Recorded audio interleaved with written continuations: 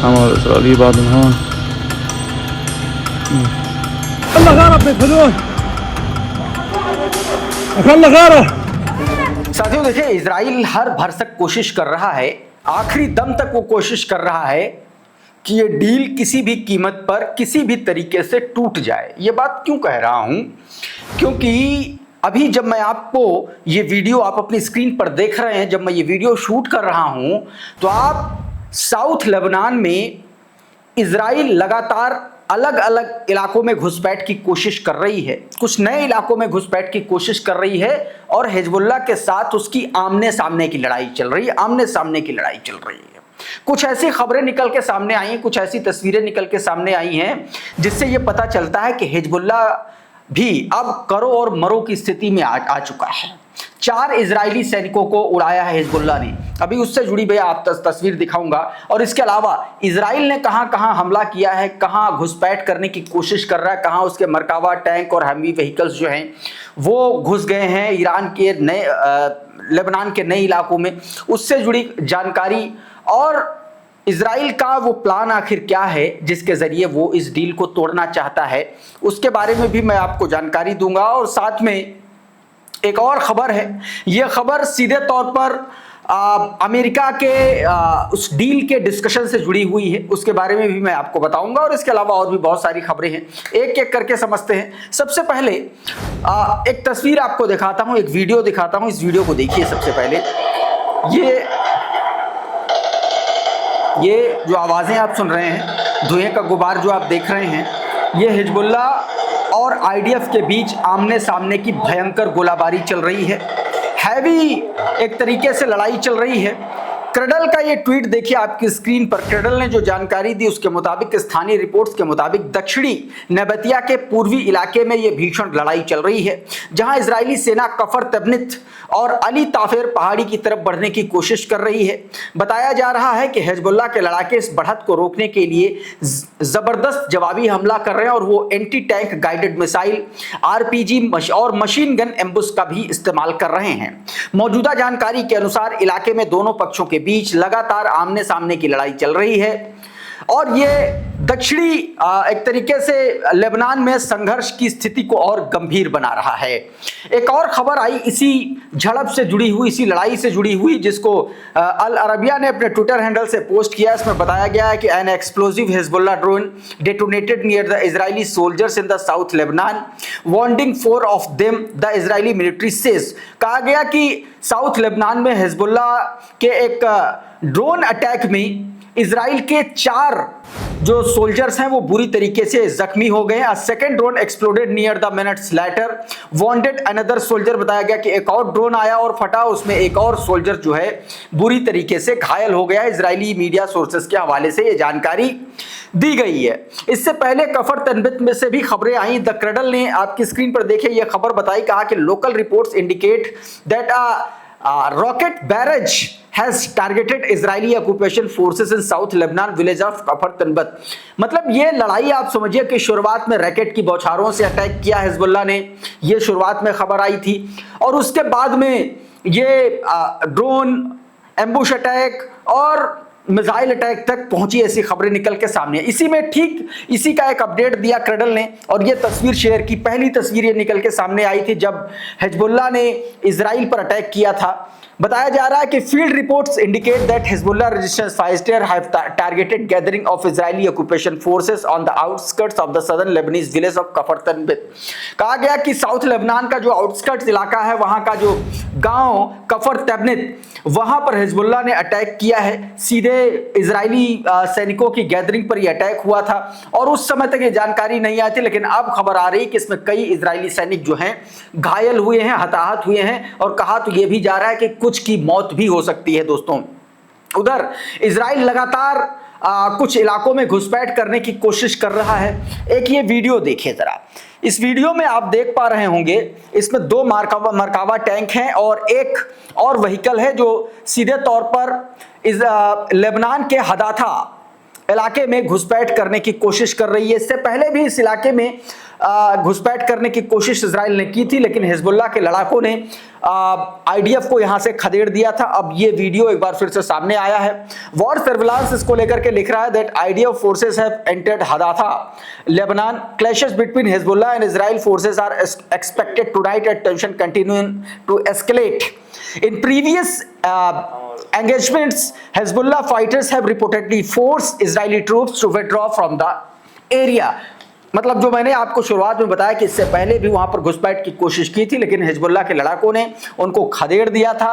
और यह भी कहा जा रहा है कि मतलब जो आने वाला वक्त है वो और ज्यादा इस लड़ाई को बढ़ाएगा, क्योंकि हिजबुल्लाह इस इलाके में इजराइल को टिकने नहीं देगा। और बताया जा रहा है कि यहाँ पर हिजबुल्लाह की स्थिति बहुत मजबूत है, बहुत ताकतवर है। और उसके बावजूद अगर इजराइल यहाँ पर घुसपैठ करने की कोशिश कर रहा है तो ये माना जाना चाहिए कि इजराइल वो आखिरी कोशिश कर रहा है कि किसी भी तरीके से ये जो समझौता है ईरान और अमेरिका के बीच का वो टूट जाए।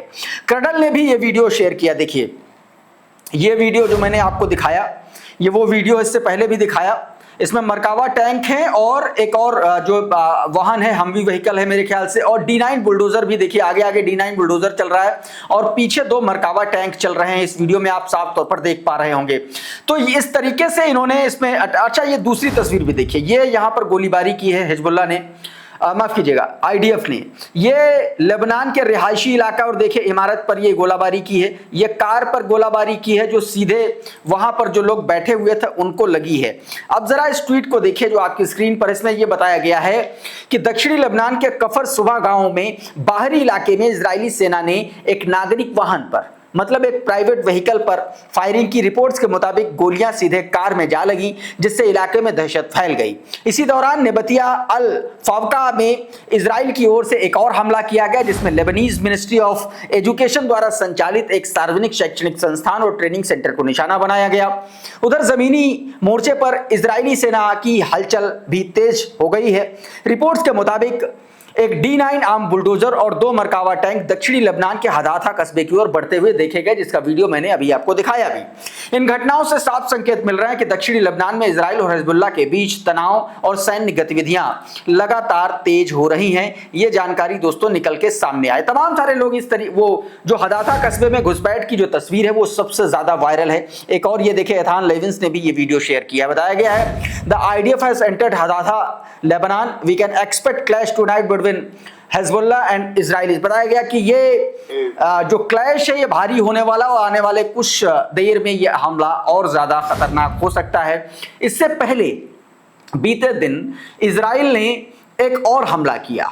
ये ड्रोन अटैक था और माना जा रहा है कि एक के बाद उसने 2 अटैक किया, यानी कि डबल टैप अटैक जिसको बोला जाता है। ये वीडियो सबसे पहले आप देखिए।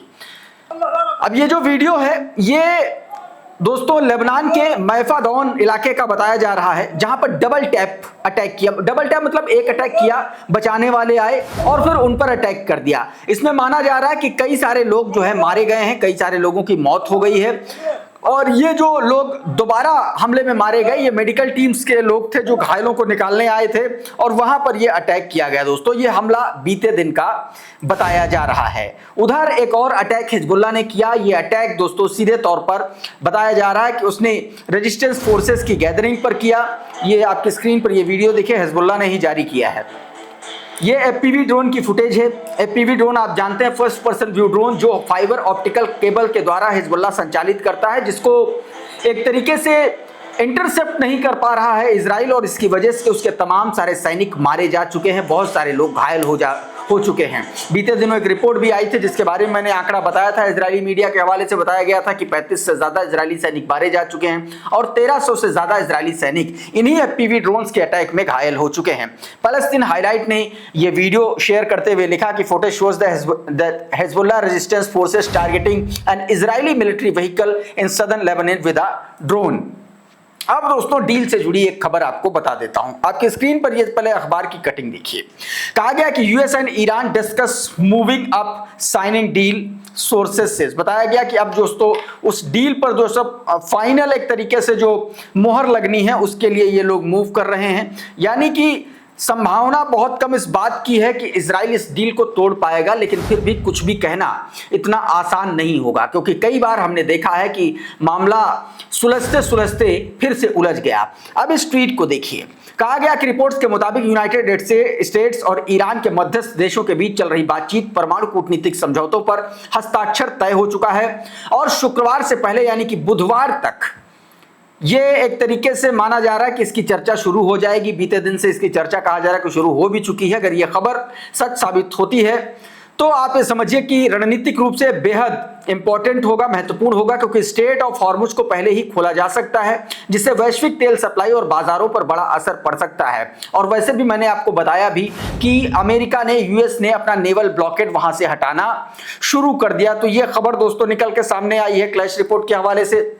उधर इजराइल से एक खबर निकल के सामने आई जिसमें दावा किया जा रहा है कि इजराइल ने इस डील को तोड़ने के लिए एक बड़ी प्लानिंग कर रखी है। आपकी स्क्रीन पर यह खबर है, देखिए। रिपोर्ट्स के अनुसार इजराइल को लग रहा है कि आने वाला यूनाइटेड स्टेट ईरान शांति समझौता ज्यादा दिन तक नहीं टिक पाएगा और इसी आशंका के चलते इजरायली सरकार ने अपनी सेना और सुरक्षा एजेंसियों को नए सैन्य टारगेट तैयार करने और भविष्य की बड़ी कार्रवाई के लिए तैयार रहने का आदेश दिया है। इजरायली अखबार मारीफ की एक रिपोर्ट के मुताबिक तेल अवीव के अधिकारियों का मानना है कि यह समझौता जल्दी टूट सकता है। हालांकि इजराइल को अभी तक इस समझौते के अंतिम दस्तावेज तक पूरी पहुंच नहीं दी गई है। मैंने आपको इससे जुड़ी खबर पहले बताई थी। इजराइल के मंत्री जीव एल्किन के ने आरोप लगाया था कि इजराइल को बातचीत की प्रक्रिया पूरी तरीके से उससे इजराइल को बाहर रखा गया। उन्होंने कहा कि चूंकि इजराइल इस बातचीत का हिस्सा नहीं है, इसलिए वो इस समझौते के दस्तावेज की समीक्षा की मांग भी नहीं कर सकता और यह समझौता इजराइल के किसी सैन्य फैसले पर बाध्यकारी नहीं होगा। मतलब सीधा सीधा आखिरी वक्त तक ये इशारा, ये संकेत, ये बात साफ कर चुका है इजराइल की वो लेबनान पर हमले बंद नहीं करेगा। इस डील पर लेबनान के साथ जो हमले इजराइल का जो मामला चल रहा है उससे कोई फर्क नहीं पड़ेगा। इस बीच इजराइल में बेंजामिन नेतन्याहू के खिलाफ पूरी तरीके से माहौल सेट हो चुका है। आपको पता है कि नफ्ताली बेनेट और याइर लैपिड, ये दो बड़े नेता ऐसे जिन्होंने गठबंधन कर लिया है और वैसे भी नफ्ताली बेनेट तो पूर्व प्रधानमंत्री रह भी चुके हैं। इन्होंने बेंजामिन नेतन्याहू के लिए खुला ऐलान कर दिया है। क्रेडिबल न्यूज की इस खबर को देखिए। इसमें बताया गया कि इजराइल के पूर्व प्रधानमंत्री और विपक्ष के नेता नफ्ताली बेनेट ने तेल अवीव में एक प्रेस कॉन्फ्रेंस में पत्रकारों से कहा है कि नेतन्याहू सरकार का कार्यकाल गृह युद्ध से शुरू हुआ और 7 अक्टूबर के नरसंहार के साथ जारी रहा और अब ईरान के खिलाफ ऐतिहासिक हार के साथ समाप्त हो रहा है। यानी कि सीधे तौर पर इस बात के संकेत दिए गए हैं कि नेतन्याहू की पार्टी और बेंजामिन नेतन्याहू इस बार चुनाव में सत्ता से बेदखल होने जा रहा है। उधर एक और बड़ी डील जिस पर अमल शुरू हो गया है ईरान के साथ अमेरिका और तमाम सारे मिडिल ईस्ट के जो देश हैं। इस खबर को देखिए। बताया गया कि रॉयटर्स के सूत्रों के हवाले से कि अमेरिका ईरान फ्रेमवर्क समझौते में ईरान में निवेश करने को बढ़ावा देने के लिए डिजाइन किए गए 300 अरब डॉलर के निजी कोष की रूपरेखा तैयार हो गई है। यानी कि ईरान में 300 अरब डॉलर का निवेश अमेरिका और मिडिल ईस्ट के कुछ देश करेंगे। इस राशि का आधे से ज्यादा हिस्सा पहले ही भेजा जा चुका है ईरान को। कहा गया कि इस फंड के बारे में खबरें पहले से भी आ चुकी हैं, लेकिन रॉयटर्स पहली बार खुलासा कर रहा है कि इसकी आधी से अधिक राशि पहले ही आवंटित की जा चुकी है और इसमें पूरी तरीके से निजी क्षेत्र में फंड शामिल होंगे। सूत्रों के अनुसार यह नया फंड एक निजी निवेश का माध्यम है, न कि रिकंस्ट्रक्शन या क्षतिपूर्ति कार्यक्रम का। मतलब जो कंपनसेशन की मांग कर रहा था, ये 300 जो बिलियन डॉलर हैं, 300 अरब जो डॉलर हैं, ये अलग है और जो कंपनसेशन है जो जिसकी डिमांड की है ईरान ने, वो अलग है। मतलब बात बहुत सीधी सीधी है कि ईरान इस डील में अपर हैंड में है और अमेरिका को झक मार करके ये डील करनी पड़ी है। इस वीडियो में बहरहाल इतना ही। बहुत बहुत शुक्रिया, बहुत बहुत धन्यवाद। आप जुड़े रहिए आपके अपने चैनल द लाइव टीवी के साथ। नमस्कार। द लाइव टीवी, सच सबसे आगे।